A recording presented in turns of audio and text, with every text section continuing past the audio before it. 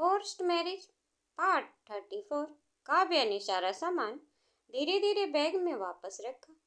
उसने बैग बंद किया और फिर बेड के एक कोने पर बैठकर पढ़ाई करने की कोशिश की। किताब खोलकर शब्दों पर नजर डालती, लेकिन दिमाग तो कहीं और ही अटका था। बार बार वही सोच, वही उलझने, वही सवाल उसके मन में घूम रहे थे। पन्ने आगे बढ़ते पर समझ में कुछ नहीं आता। आंखें भारी होने लगी और पलकें नींद में झुकने लगी। इसी बीच अर्जुन ऑफिस से घर लौट आया। दिन भर की थकान उसके चेहरे पर साफ झलक रही थी। जैसे ही उसने अपने कमरे का दरवाजा खोला, उसकी नजर सीधे बेड पर पड़ी।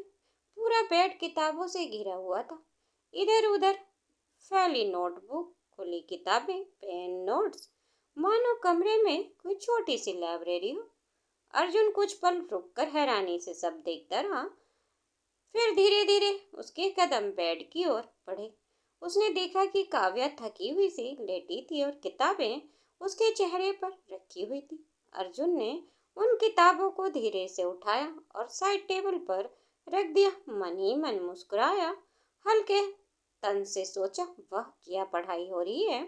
वैसे महारानी ऐसे ही एग्जाम देगी, सोते सोते। इन्हें देखो कितने मजे से सो रही है। किताबें चेहरे पर टिकी है।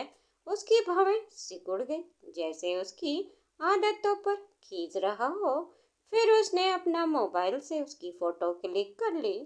फोटो क्लिक करने के बाद अर्जुन ने टेबल से एक किताब उठाई और जोर से पटक दी। अचानक तेज आवाज में काव्या चौंक गई, हड़बड़ा उठी और बोली, कौन है? अर्जुन ठंडी निगाहों से उसे देखता रहा। उसके चेहरे पर कोई एक्सप्रेशन नहीं था, बस एक ठंडा सा कोल्ड लुक। फिर उसने पूरे बेड पर नजर डाली और बिना कुछ कहे अपने कपड़े उठाकर वॉशरूम की तरफ चला गया।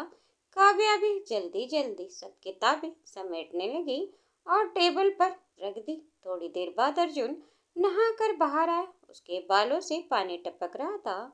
उसने सिर्फ ट्राउजर पहना हुआ था और कंधे पर तौलिया रखा था। तौलिया से बाल सुखाता हुआ कमरे में चला आया। उसकी चौड़ी छाती, कसी हुई मांसपेशियां और जिम से तरासी हुई बॉडी साफ झलक रही थी। काव्या की नजर अनजाने में उस पर पड़ी। उसने तुरंत नजरें फेर ली, पर मन तो मानो वहीं अटक गया था। उसकी नजरें बार बार अर्जुन की ओर खींच रही थी। इतना परफेक्ट शरीर कोई भी देखे तो देखता रह जाए।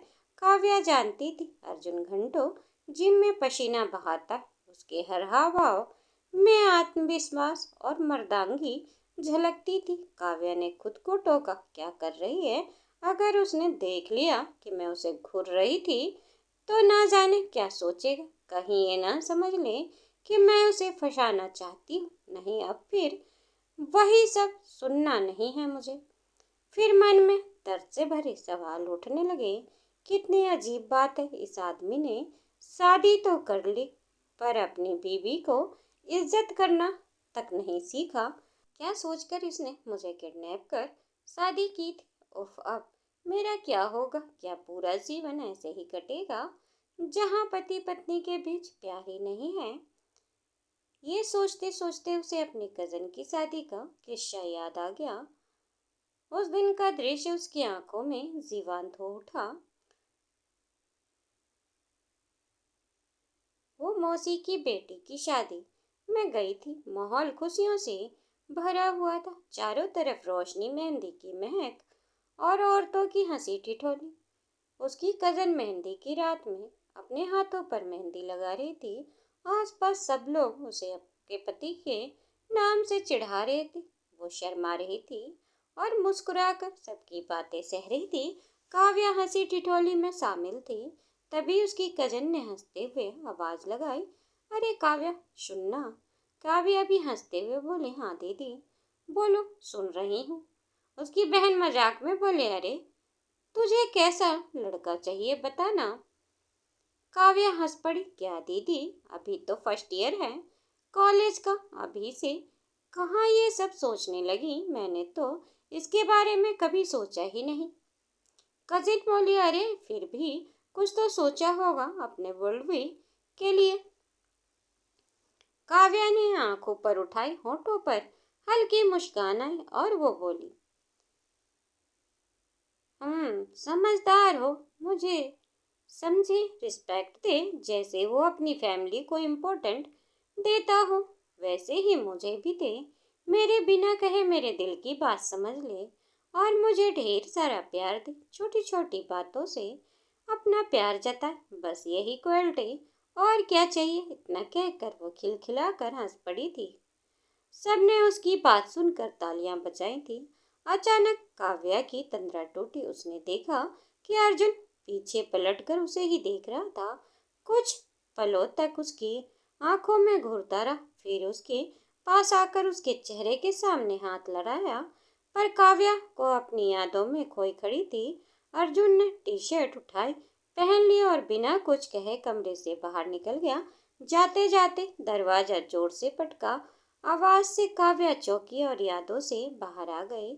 उसने इधर उधर देखा, अर्जुन कमरे में नहीं था। वो लंबी सांस लेकर वॉशरूम में गई, चेहरा धोया और नीचे आ गई। आइसक्रीम का सफर। नीचे सभी डाइनिंग टेबल पर बैठे थे। नलिनी जी ने मुस्कुराते हुए कहा, चलो आज सब आइसक्रीम खाने चलते हैं। साहिल तुरंत उछल पड़ा, अरे वाह मामी, चलो चलो। सुरेश जी हल्की थकी आवाज में कहा, तुम बच्चों के साथ चली जाओ, मैं थोड़ा थक गया हूँ, आराम करूंगा। नलिनी जी ने हामी भरी, ठीक है। साहिल और अनुष्का हंसते बोलते कार में बैठ गए। काव्या का मन बिल्कुल नहीं था, लेकिन नलिनी जी की बात काटना उसे सही नहीं लगा। वो भी जाने लगी। उसने फ्रंट सीट का दरवाजा खोला। अर्जुन के साथ बैठने ही वाली थी, अचानक जिया आकर वहीं बैठ गई। थैंक यू काव्या, गेट खोलने के लिए। जिया ने मुस्कुराया कर कहा। काव्या ने एक पल को उसे देखा, मन ही मन गुस्सा आया, पर उसने कुछ नहीं कहा। उसकी नजर अर्जुन पर गई, पर वो चुप रहा। काव्या चुपचाप पीछे जाकर बैठ गई। कुछ देर बाद सब अपनी अपनी कारों से नलिनी जी के फेवरेट आइसक्रीम स्पॉट पर पहुंचे। वहां रोशनी, बच्चों की चहल पहल और आइसक्रीम की मीठी खुशबू फैली हुई थी। नलिनी जी ने काव्या से कहा, आओ बेटा, बैठो, बताओ तुम्हें कौन सा फ्लेवर पसंद है।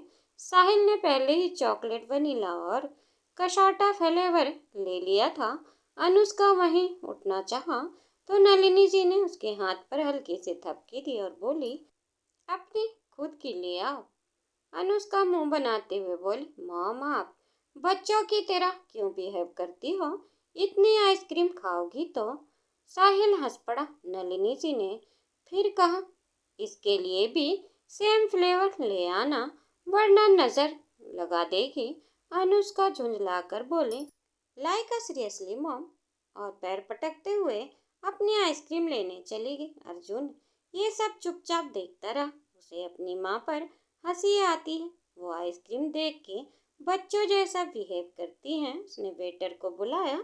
एक छोटा लड़का आया, नाम था छोटू। अर्जुन ने सबके फेवरेट फ्लेवर ऑर्डर किए। फिर उसने काव्या की ओर देखा, और तुम्हें?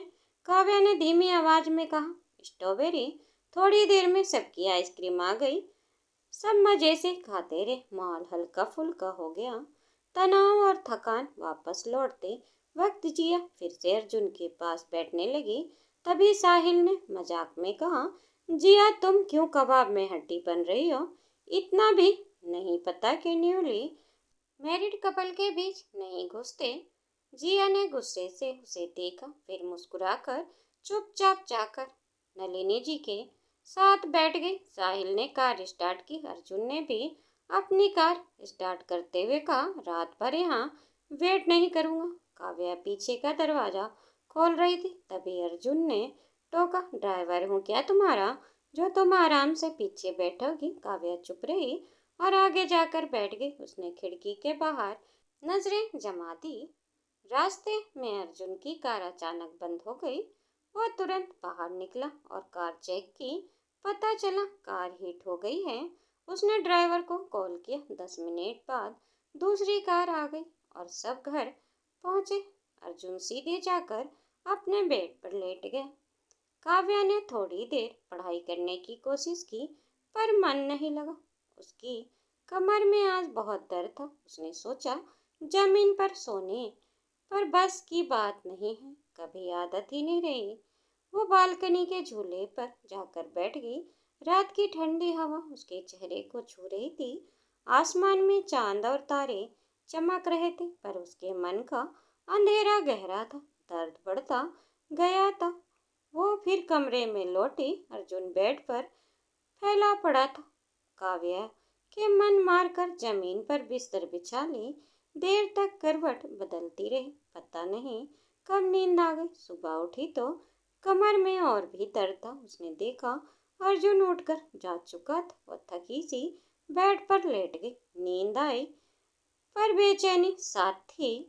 अर्जुन जिम करके लौटा। उसने काव्या को देखा, फिर नहाने चला गया। जब वापस आया, काव्या उठ चुकी थी। उसके चेहरे पर दर्द साफ दिख रहा था। बड़ी मुश्किल से वो नहाए और नीचे जाकर बस थोड़ा बहुत ही खाया।